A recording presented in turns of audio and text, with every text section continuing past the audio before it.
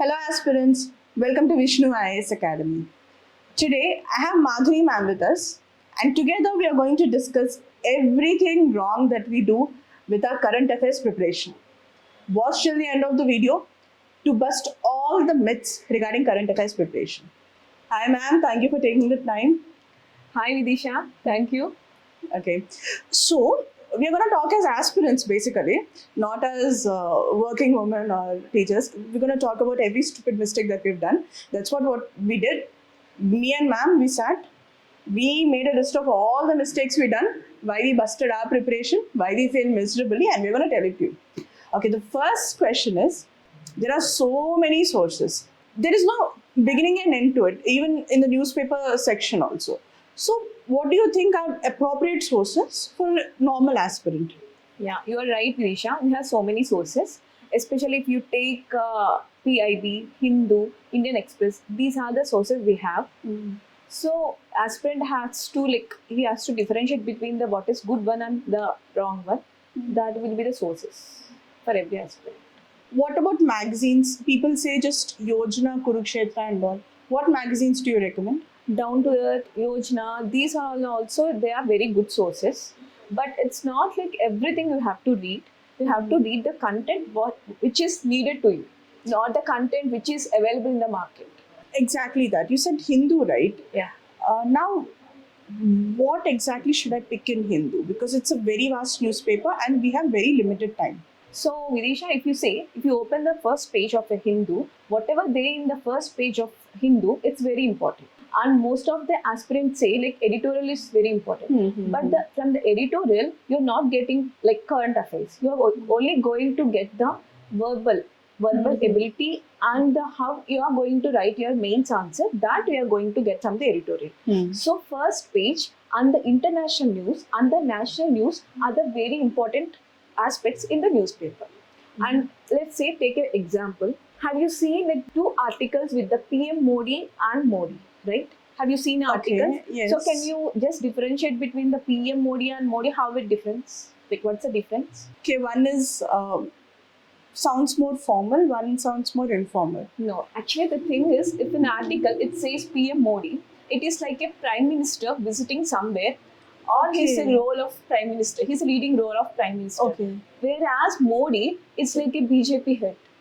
Okay. Party. So whichever the article with the heading Modi, it's not required for us. With the PM Modi heading, it's very important for us. Okay. Thank you for that. Even I didn't know. Now we have a time crunch. Like as an aspirant, we can't spend more than 1 hour, if I'm not wrong, on current affairs. So, do you suggest any platform? I'm openly asking you anything, not just Vishnu IAS. Like, what platform do you suggest, or how should an aspirant choose a platform in the first place? So it depends on the individual. Like for one aspirant, one platform is very useful, and some other aspirant, other platform may be useful. It depends on the individual. I we should not say like for everyone there is only one platform. It's like based on individual perspective.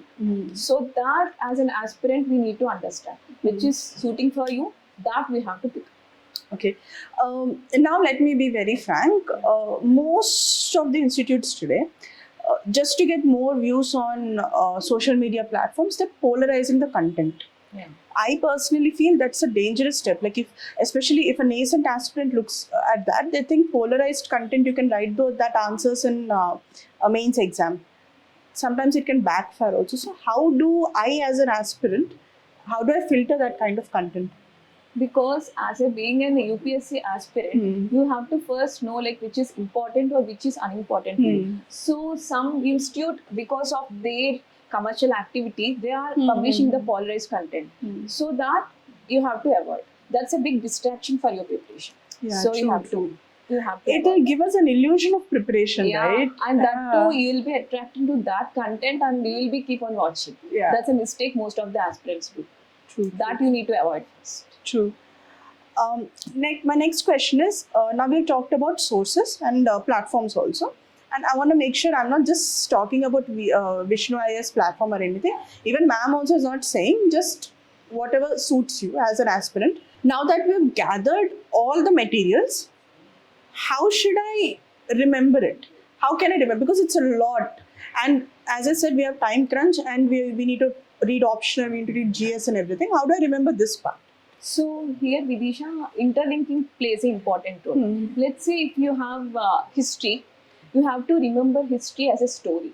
Not like you are reading and you're muck-upping and you're throwing it away, you're mounting somewhere. It's not our academics, right? It's not like first, 10th, whatever we did in the past schooling, that should not be in the UPSC preparation. You have to remember it in story way.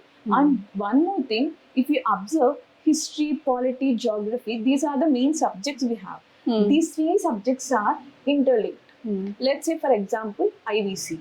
It's an Indus Valley civilization, which we know. That's our ancient first civilization. If you observe the IVC, it happened only in the bank of the river Indus. Why? Because Indus is a source of water. So that is because of geography. We have to relate that thing with the geography. So even if you observe today, all the river basins like Godavari, Krishna and Ganga, we have so many settlements there. Why? Again, because of rivers. So like that, every subject has to be interlinked. Then it's easy for you to remember. And if you study in this way, only for 1 hour, you can remember it until you die. Okay. And actually, that's how UPSC asks questions, right? Yeah, exactly. It asks across subjects, across timelines, and across papers also. Even in mains also, nothing is strictly, even GS 3 papers, we think it's, it's current affairs. They're linking it to GS1 and asking. Sorry to disturb you. If you observe mains, every question will be like generalized manner. Yes. Nothing is like when did Ashoka born and how he did his schooling, how he did his Gurukula and all. Nothing will be that sort. What is his administration? What we are following his administration current now, only questions will be that sort. Yes. So if you observe all things around you, it's very easy for you to crack UPSC mains. That adding to that Ashoka question, you remember that bull question came? Yeah. Bull lotus and everything. Yeah. Actually, what's expected is that not just historical, they expected us to link it to current affairs today. That's why current affairs plays an important role. Exactly. So, in the end, do you have any tips and tricks so that we can enhance our memory for current affairs? First part I said, interlink with the subjects. Not only interlinking with the subject, interlink with the static also. If some amendment has taken place, you have to read even from the background.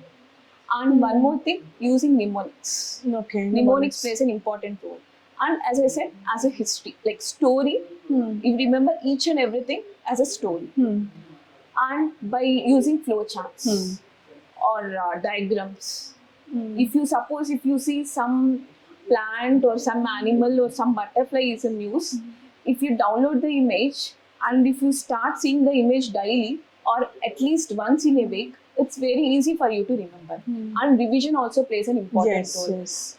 Suppose if you are studying 6 days a week, 7th day should be a revision one. All the things which you have read in the 6 days, that you have to revise the 7th day. Because as a human being, you can remember only whatever you have studied for 15 days. Yes. So revising this cycle helps you to remember in a better way. Thank you for your tips. So you must have understood by now, current affairs is the most complicated part for a UPSC aspirant. Now we at Vishnu IAS have come up with a program to ease your burden, to give you a one-stop source for our entire current affairs preparation. The program is called Lazy Prep with Vishnu IAS. Yes, it's for lazy students like you and me, and ma'am also. Yeah, of course. I'm a big lazy student. So we are launching, as ma'am told, we are launching Lazy Prep with Vishnu IAS, wherein we'll be telling all the current affairs related to the UPSC perspective for both prelims and mains together, which has happened in the previous week, so that it's easy for you to answer mains as well as a prelims question. So all the problems which you are facing currently, that will be addressed in this Lazy Prep. Thank you so much. Stay tuned to our channel. We are going to equip you with everything. We are going to make sure that you don't need to refer to any other source other than this channel.